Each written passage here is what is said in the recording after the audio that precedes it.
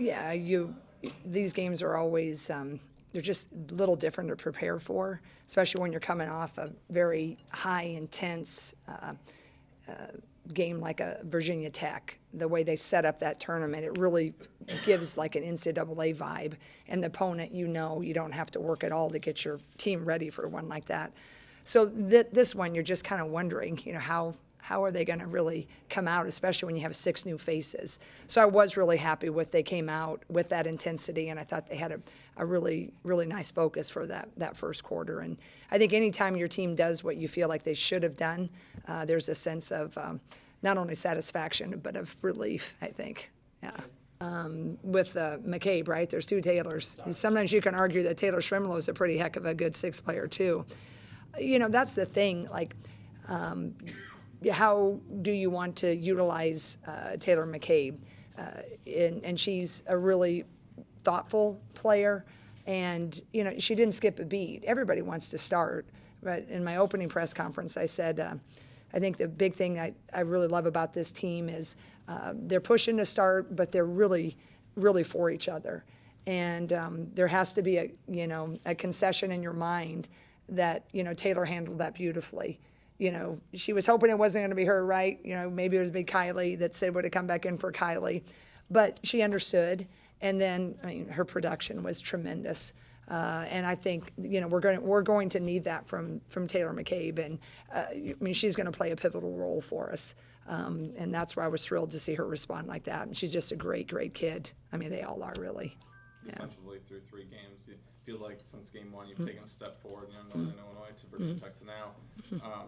Just the level that you guys are playing defensively now hasn't been something we've seen in a while from an Iowa team. Yeah. Just kind of talk about what that could do for you guys if you can continue. Yeah, when we got together, our staff, I kind of looked at what we had, and we felt like we had the potential to be a little better defensively. And when you graduate an era like we did, it's kind of hard to find places that you think you can be better, right? So I think that we needed to look at every little nook and cranny and think, okay, kind of measure what we lost, who we lost, what do we have coming in, how could we fill it. And with Lucy Olsen, she's so long and she's as aggressive. Kylie, as you know, has always been a pretty good defender, and Sid's a really good defender, and Hannah's a good defender. So we thought, what, we graduated a whole lot of points, and we graduated a whole lot of flashy points. So you're not going to replicate that at all. But where could we maybe close a gap if we're not going to average that many points?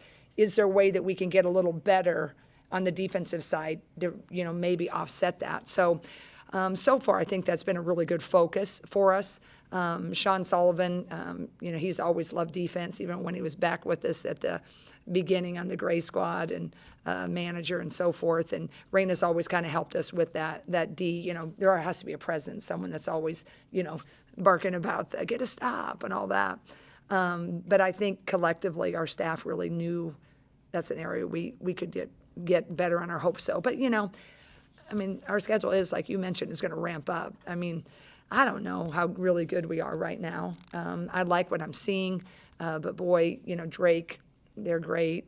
Kansas, we got Washington State, go down to Thanksgiving, and then we're playing Tennessee and Iowa State. So we're going to get tested every which way for a really young team. But I sure like their effort that they're showing.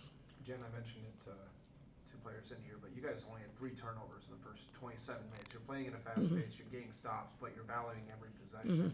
For a group that has a lot of new faces along with returning, how encouraging is that this early you guys are controlling what you can control? Yeah, I think part of that is how they're playing defensively against us. They weren't really high pressure.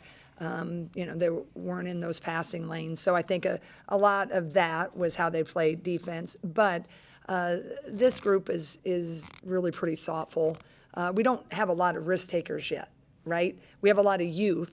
The biggest risk taker we have is Taylor Shrimlow. And she's made some pretty fun kind of little, flashier passes. But these guys are, trying to do it right. And if it's there, we're going to do it, but we're not going to create something. I think partly they're not as confident, but they also want to do it so right. And I think that's why you're seeing the lower turnover at least now. But again, it's so early. I need to, I can think of a lot of things in my mind that I didn't really like what we did. But I am appreciative that they're taking care of the ball. Coach, You've gone back to Drake every other year for 24 years now. What's this trip going to be like for you? Well, it's just the thing that's so funny. It's the Drake's 50th anniversary of their women's basketball program. And there's a lot of brouhaha with it. And I just thought, wow, just the irony of it. And I'm a proud Drake alum. I mean, Drake did so much for me as a young student athlete. And I've always said I have two favorite teams in the state, that one and, of course, ours. And I'm for Drake every game except the one that we have to play. But I just thought, just the chances of that. So it's really special. The tough part is they're going to have a whole heck of a lot of motivation. They're doing an extremely great job. They've invited actually the history back from Drake. Every coach, every player, actually Wanda Ford, Lori Bauman are coming back. They're the two jerseys that are hanging up. So it's just going to be a fun celebration on Saturday. There's a little get-together for alums. But I know it's going to take everything we got because I've been on that side of the ball and I've been on this side of the ball for the last years, and it's always a fun game, but it's really, really tough when you go in there and you're wearing the Hawkeye uniform. But I have all the respect for Allison, and she's a friend of mine, so it will be fun, but it'll be emotional too. Coach, do you think Iowa still has a target on its back? Even though Yeah, they're not ranked? absolutely. I mean, just by virtue of being in the sport, for so long, we just had such a, a fun run, and we've had a nice history, right? It's not just the last 2 years, since the Sam Logic era. We've had a nice level of playing. But when you've been in the limelight as much as we are, that's the thing I keep trying to caution our players about is that doesn't really matter to anybody. What they see is the team that was in the NCAA championship games back-to-back. What they see is, all the highlights that happened the last 2 years. And if they can come into this arena, which I'm so thankful for our fans continuing to show up, I mean, we're going to get everybody's best shot. And that's where I'm trying my hardest to get them to really realize that. I think they're understanding it because of Sam and Hannah, right? I mean, Sid and Hannah. But it's going to get a little bit more intense here as the schedule wears on. We're going to feel it. We've talked a lot about Addie O'Grady so far this season. Tonight showed her passing ability on several occasions. I think kind of 4 or 5 times where she made some good passes. Yeah. Just how nice is it when you can put a center in there that can also Yeah. distribute the ball a bit? What does that do? Yeah, and what's really nice is we can run our offense from the block, and sometimes we'll bring her up high. And Addie's always been a nice passer in the recruiting process. She actually, people have probably forgotten, but she was a high school teammate of Lauren Betts, who's the center at UCLA. And so you can imagine that high school high-low game. And so it was Addie that was throwing the high-low. I need to get her more opportunities for her to kind of showcase that. I think that is really a nice benefit because she does do a good job with the passing decisions. Obviously, your veteran players have to do more than they've done in their careers, as is the case, I would guess, with every team. But do you ever, as a coach, know what you're going to get from those players? Can they do that? Can they, give you more? Yeah, I think for us to really escalate as the competition ramps up, they're going to have to. We have to see a little bit more consistency and efficiency out of everybody who's been here before. I think the interesting part is, you can say like, yeah, we have the returners and we have age, but we don't necessarily have experience. Kylie Feuerbach played last year, but it wasn't a lot of minutes in the key punches. Taylor played last year, but it wasn't always the key minutes, right? Lucy has played in the Big East some key minutes, but she hasn't played here key minutes. Hannah and Sid have.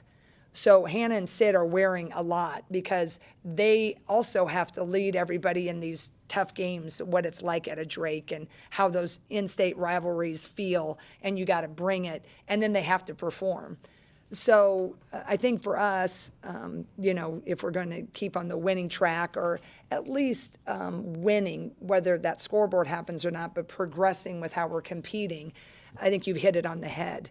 We have to have more consistency from the people that have been around, because the freshmen, they're just going to be freshmen.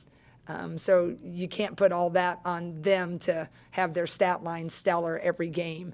I think that's what I want to see, is just a little bit more productivity of consistency across the board. Jan, I asked you about three-point shooting on Monday, another game under 30% from three. Is that just a shot that this team might not need to be successful this year? Oh, I think we're going to need it.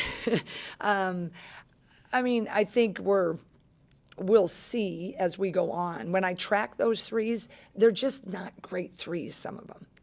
And I think if I can get them to take those out of it, the percentage will go a little higher, because they'll then take a better one, it'll feel better, and they'll have more confidence. So a couple of them take a couple threes that are ill-advised, and they sit down and they're 0-2. And now they sit for a while, then they go in and they've had too much time to think about it. So I got to do a better job of getting them understanding when to take it, because they're not quite all green light shooters that we can just take it. Like Taylor McCabe, I'll have her take it till the cows come home, right?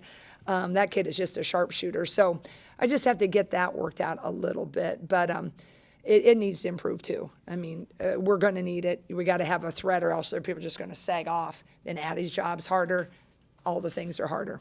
Lucy looks like she's about ready to hit a three. Yeah. She stops. She's Yeah. very discerning about it. Yeah, and I'm not as worried about Lucy. Lucy's just a thinker right now. She's trying to do it so right.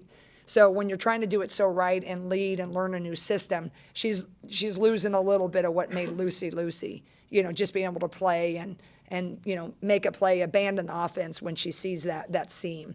So I've been trying to work with her on just being a freelancer when she wants to be.